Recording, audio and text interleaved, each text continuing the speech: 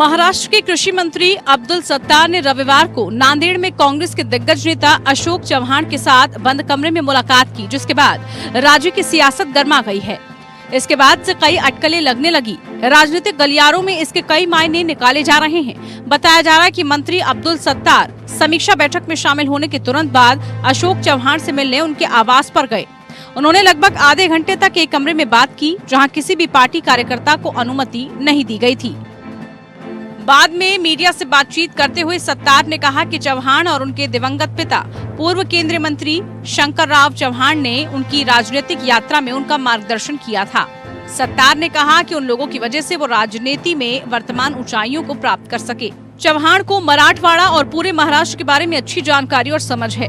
वो किसानों के मुद्दे से भी अच्छी तरह से वाकिफ है। उनका आशीर्वाद लेने के अलावा मैं कृषि मंत्री के रूप में अपना पोर्टफोलियो संभालने के लिए उनका मार्गदर्शन मांगूंगा।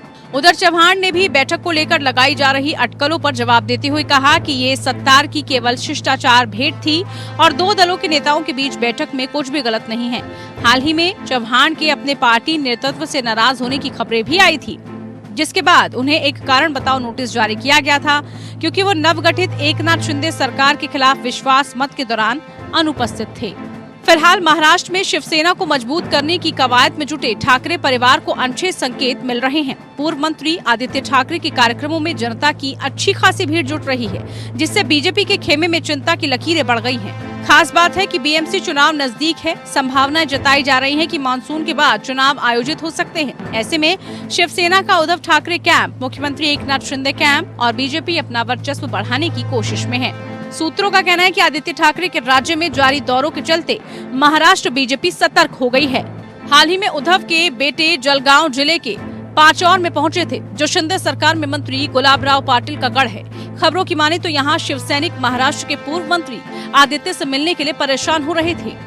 रिपोर्ट के मुताबिक बीजेपी के राज्य के रणनीतिकारों का मानना है कि उद्धव और आदित्य दोनों ही सेना से बगावत की बातें लगातार कर रहे हैं। वो आरोप लगाते हैं कि ये बागियों की सत्ता की चाह को दिखाता है। वहीं बीजेपी इस बात को दूर करने की कोशिश में है कि उन्होंने महाविकास आघाड़ी सरकार को गिराने के लिए सेना के गुट का साथ दिया है।